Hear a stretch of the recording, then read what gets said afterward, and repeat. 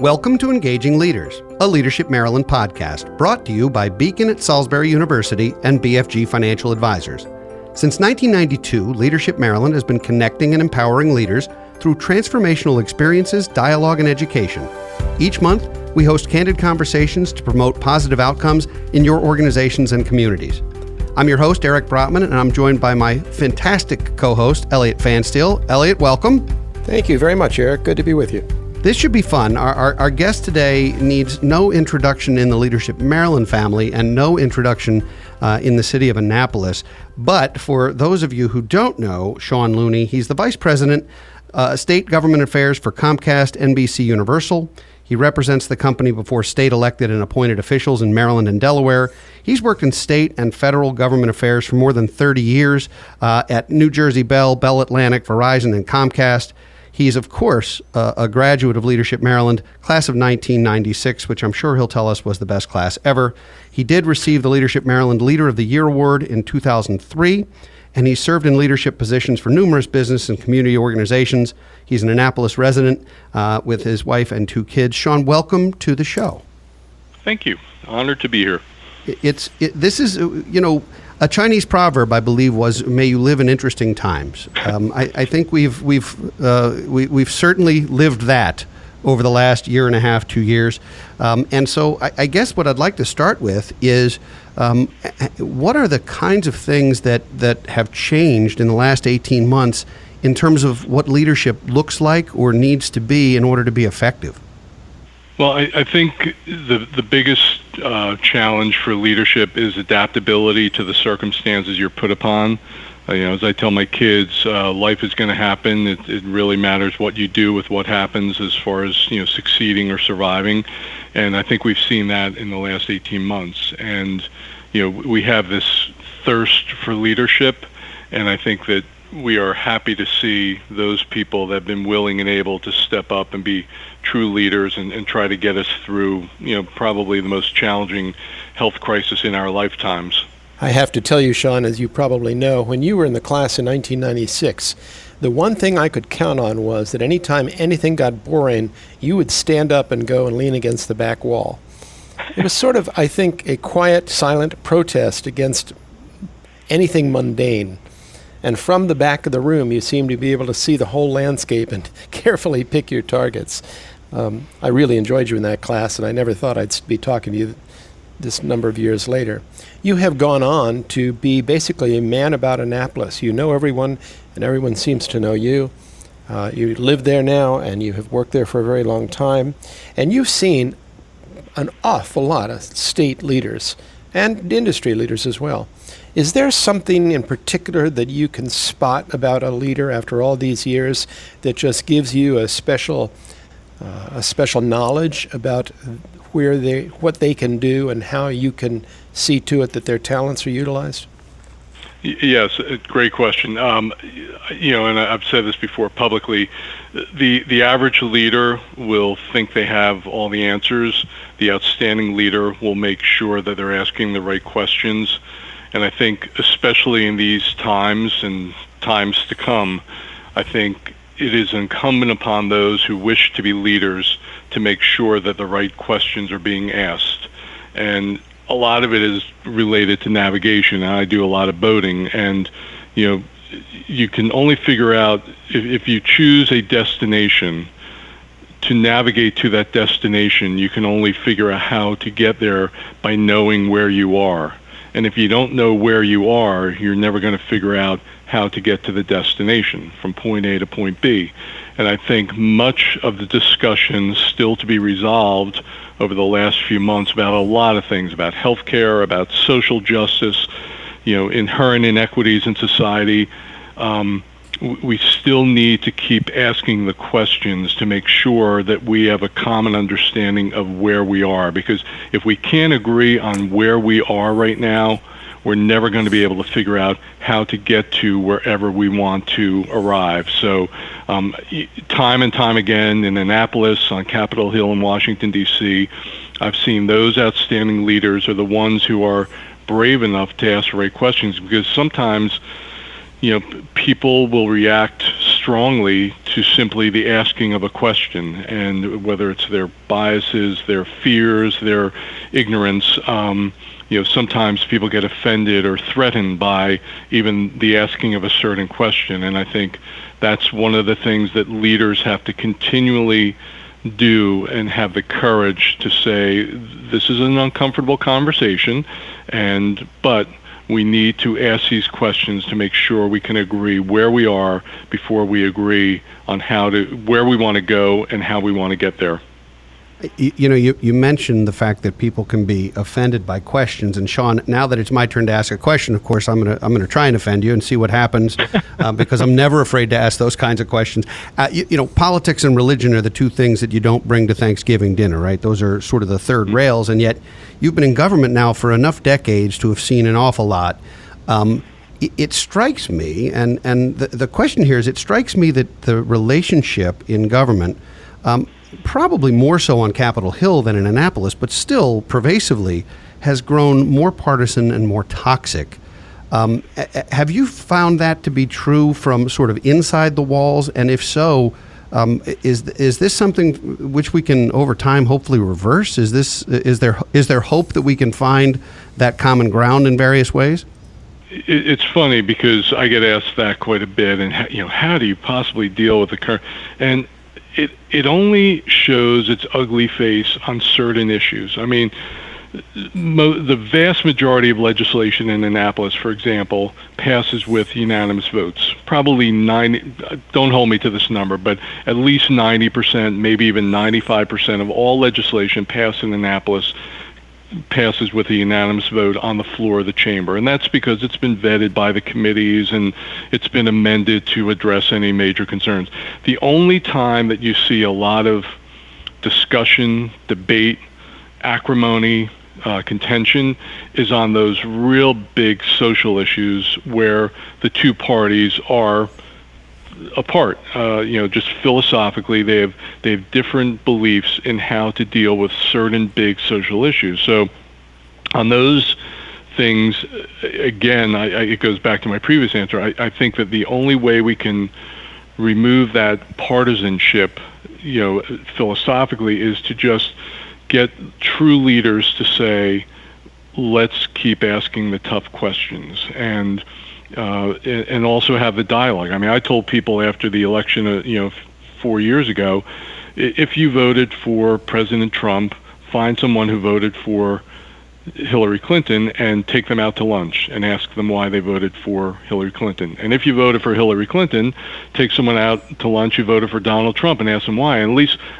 understand exactly why. Because if we rely purely on the media to tell us why people support candidate A or candidate B, that's going to be a distorted depiction, despite the media's best efforts, and they are an invaluable resource to society. But I think that, and I look at my family, I'm one of 8, and we have very divergent political views within the Looney family, and not only the 8 immediate members, but each one of us are married. So talking with spouses, and now my nieces and nephews as they've gotten older, and hearing their views on politics and social issues, it's absolutely fascinating. And I try to be as clinically detached as I can to really find out why they are supporting this candidate or that position or this other position. And I think that, again, the true leaders are those who are comfortable enough with their own positions and their own beliefs that they can have a conversation with someone that has completely different views and beliefs and not be threatened by it. And I'm fascinated by people who refuse to engage in a intelligent discussion or debate on an issue, because if you really feel that your position is right, don't feel threatened that someone is going to make you change your mind, which is virtually impossible.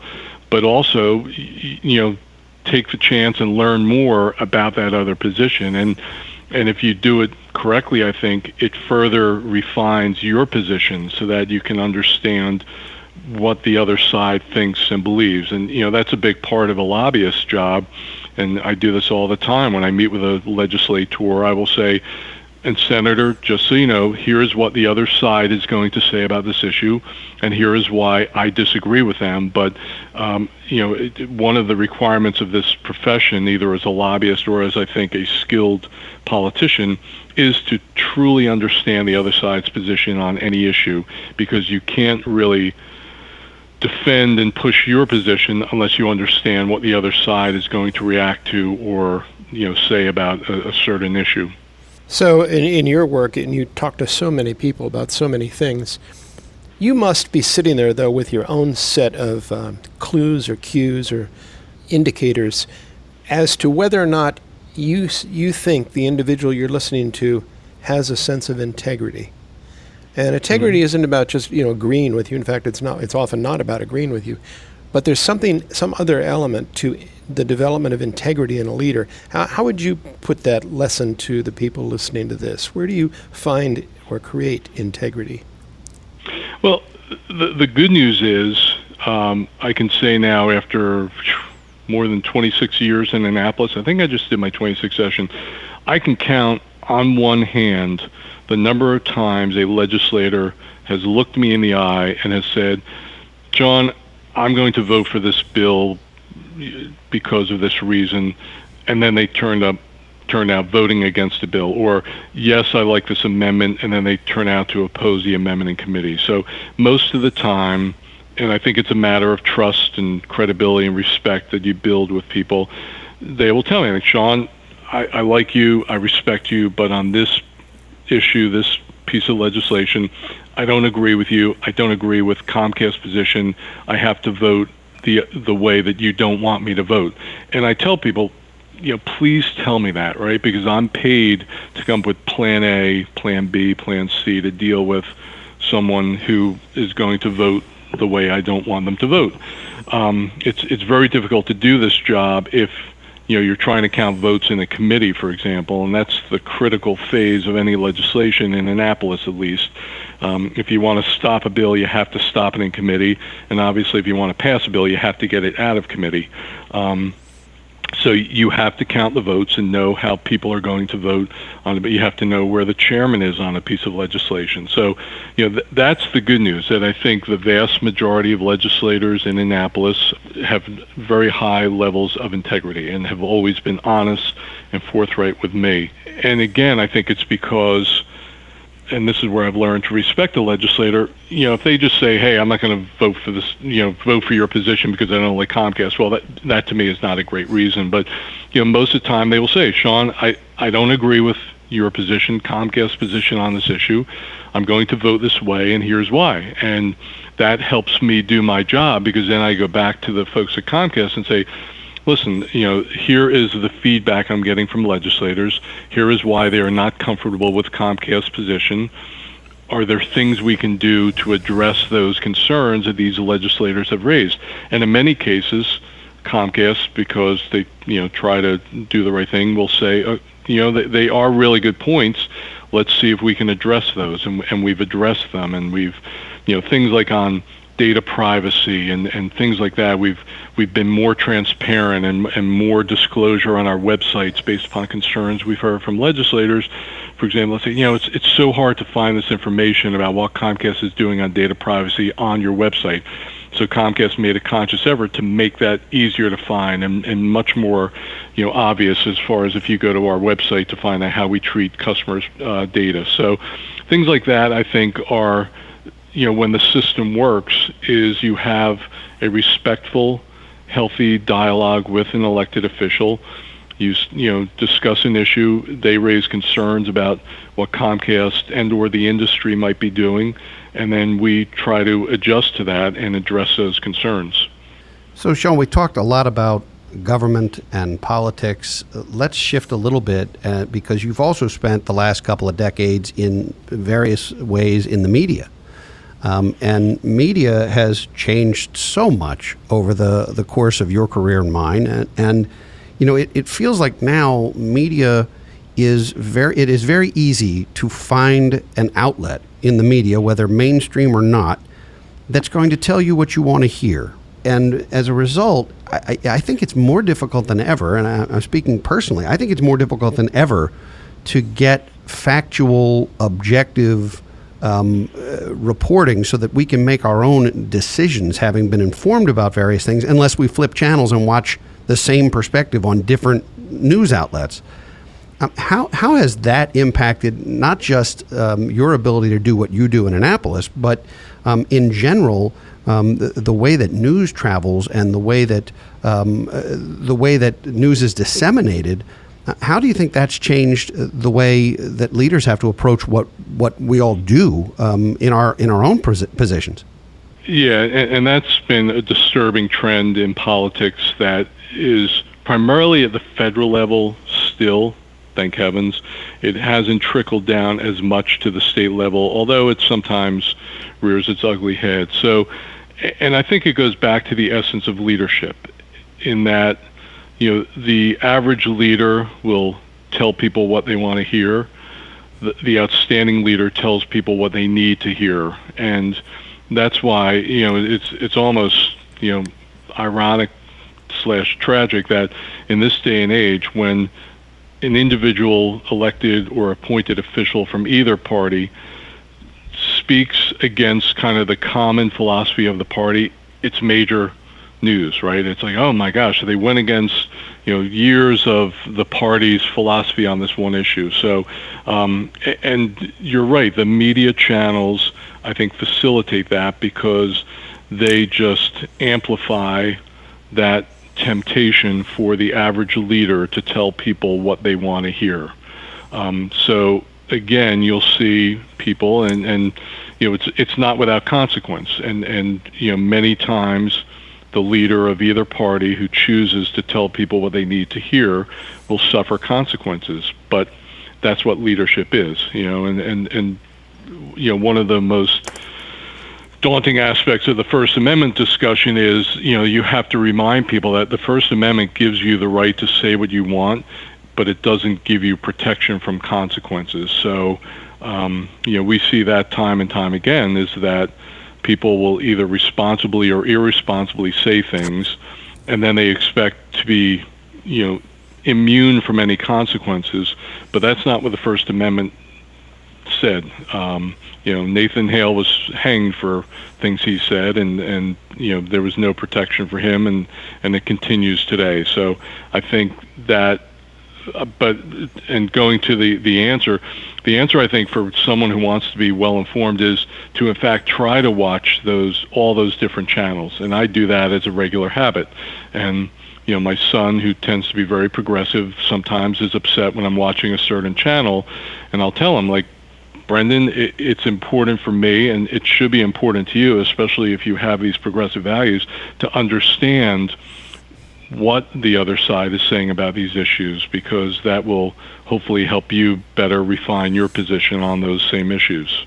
So, Sean, people know you for your work and the legislation and the lobbying and so forth, but I know you, and many Leadership Maryland people know you for your incredible connection and devotion to community and to community efforts. Now, in my life, I always admired the fact that you dove right into the Annapolis art scene. Maybe without looking, I don't know. But the bottom line is you've been involved in many community activities. What are some of your favorites, and why would you bother with that? Well, my favorite of all, as you know, Ellie, is Maryland Hall for the Creative Arts. And I dove into that because my daughter Maggie, who just graduated the other day from Elon University, took dance classes there I think she was 4 years old when she took her first dance lesson there. And I remember walking into this space, this old high school, and just seeing the magic that was occurring and the lives that were being transformed through the arts. So I had been involved in arts myself, a bit of theater, both high school and then summer stock theater, going into college and a few summers after. But to see especially members of the Annapolis community whose lives were transformed by their engagement with the arts, I just became a longtime fan. So, and God bless Mike Bush, former Speaker Mike Bush. He also understood and appreciated the value of Maryland Hall for the Creative Arts, and he was a huge supporter of that. And we just a year or so ago created the Michael E. Bush Center for the Arts Education, and just that's a tribute to his legacy and everything he did for the arts. So that's just one example of, and living in Annapolis makes it easy too, because there are so many fabulous organizations in Annapolis for the arts, the history, sailing. Just the U.S. Naval Academy is within walking distance of my house, and there's just so much of a heritage here in Annapolis that I tell everyone that if you live in Annapolis and you're not engaged in the community, well, it's not for lack of opportunity, because there's just so many opportunities to be engaged, and it's just a fabulous place to live and work.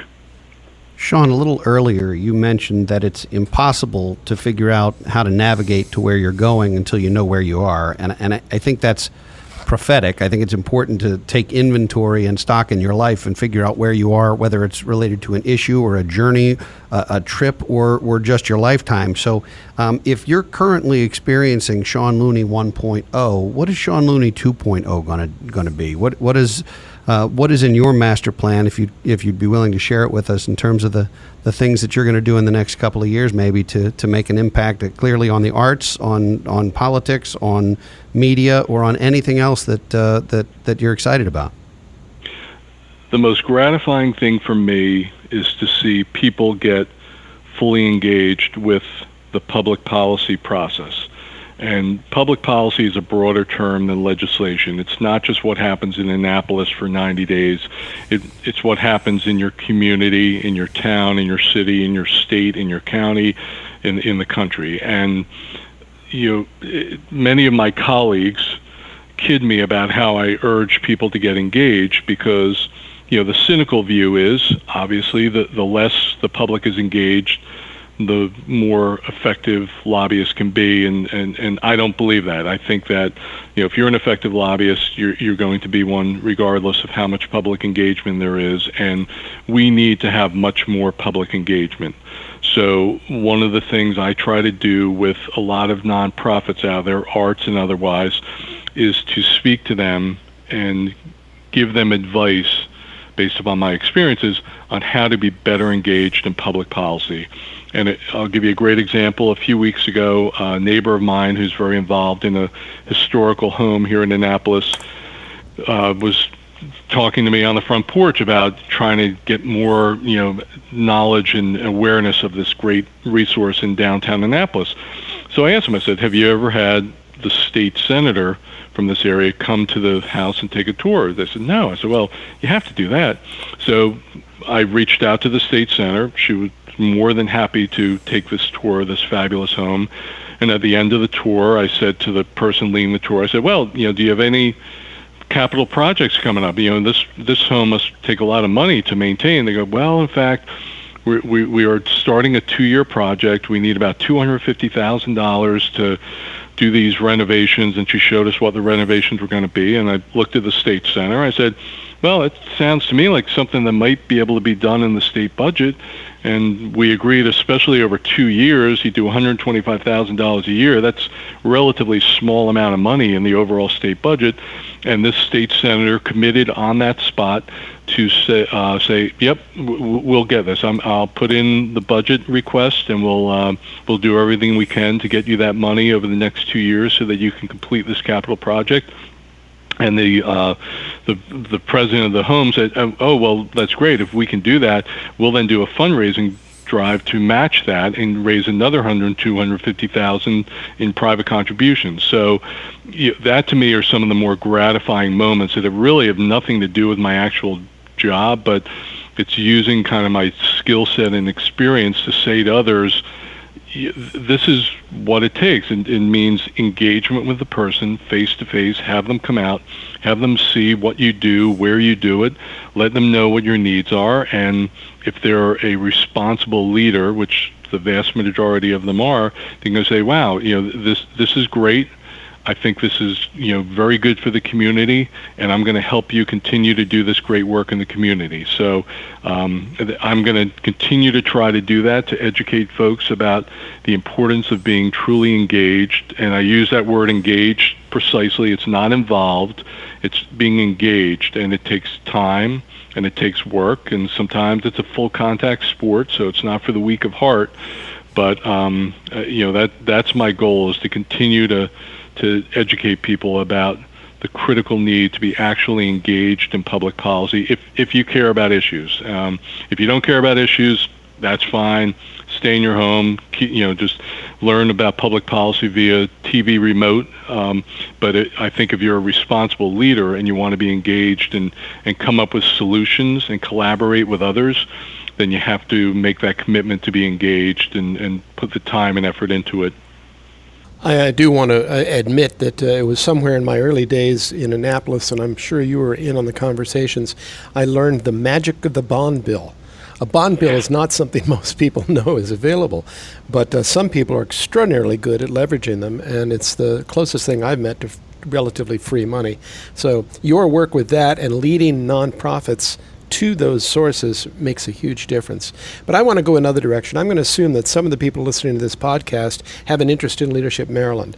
They've heard about it, and maybe they don't know a lot about it. What would you want them to know if they were getting into the world of Leadership Maryland, perhaps as an applicant?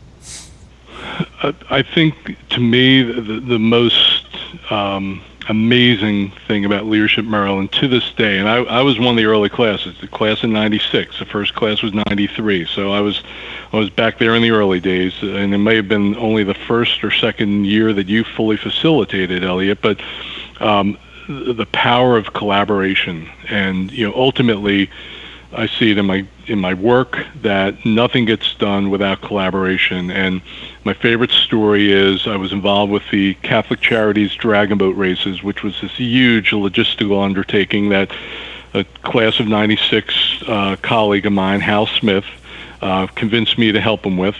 And it was right there in Baltimore Inner Harbor, and we basically shut it down for a day to have these teams of corporations and nonprofit organizations person a boat and race in these boats across Baltimore Harbor.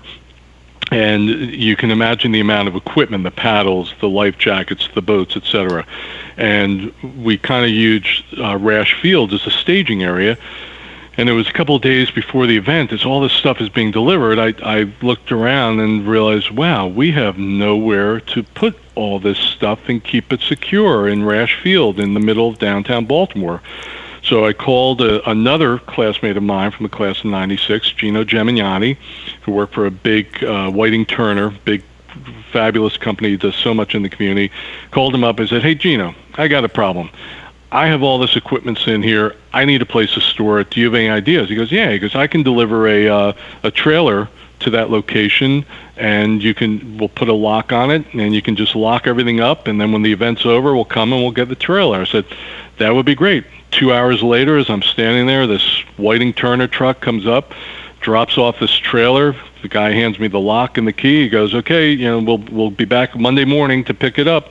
And so that was just one example and an early one of connections made through Leadership Maryland where, as I tell people, it's almost like the fraternity or sorority. All I have to do is say, Sean Looney, Leadership Maryland class of '96, and people will take my call that I think in many cases otherwise might not take my call, but it creates this bond to say that I went through Leadership Maryland. If this other person went through Leadership Maryland, that means they care about making a difference in this world.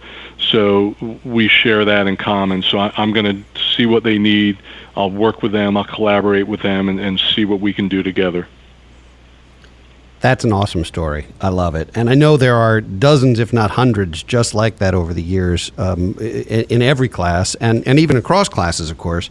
So we're running out of time, Sean. I want to ask you one last question. And, I wish we had more time together. But if you had one tip or one piece of advice for people listening to the show in terms of how to become a better leader or how to grow leadership acumen, something timeless that people could grab a hold of, what would that one tip be? Collaborate. Find folks of common philosophy, and they don't even have to be of common political beliefs. Some of my best relationships in Annapolis are with those elected and appointed officials who are diametrically opposed to my political views, which no one knows, by the way, and that's one of the things I have to keep secret. But nevertheless, I end up finding the ability to collaborate with them because they are passionate and they have integrity and they're in it to win it and they're doing things for all the right reasons. So I think you have to be willing to collaborate. You can't do it alone. The old saying, if you want to go fast, go alone. If you want to go far, go with others. And I think if you look back over the history of public policy in Annapolis, Capitol Hill in Washington, D.C., those who have been, quote, successful are those who've been able to collaborate with members of their own party with different views, and certainly with members of the other party who sometimes have different views. So collaboration, and the first step to fully collaborating is to listen, and that's tough for leaders because most of us are type A's that like to talk, and I'm guilty of that more than most people I know. But I've learned as I've gotten older that truly listen to the other person and find out where there are opportunities for collaboration, and you can't do it by lecturing them. You have to listen and see what their views are. You'll learn pretty quickly whether there's an opportunity for collaboration. I think we all have that sense, especially as leaders, to learn whether or not this person has that integrity, has the passion, and when you find those people, and Eliot, you and I have worked on things together. You know that when you find that partner that you can trust and respect and work, hand in hand with, and get things done, it's magic. And that's the magic of leadership, and it's the magic of Leadership Maryland. Sage advice. Sean, thank you so much for taking your time today and sharing some wisdom with us. Sure, my pleasure, my honor. Thank you. Thank you for listening to Engaging Leaders, a Leadership Maryland podcast brought to you by Beacon at Salisbury University and BFG Financial Advisors. For my co-host, Eliot Pfanstiehl, this is your host, Eric Brotman, reminding you to stay engaged. Be sure to tune in for new content every month. You've been listening to Engaging Leaders, a Leadership Maryland podcast. Leadership Maryland is the foremost statewide organization where critical conversations occur in an environment of trust and civility to facilitate actionable change. For more information, visit us at www.engagingleaderspodcast.com. Please subscribe and leave us a review on your favorite podcast platform.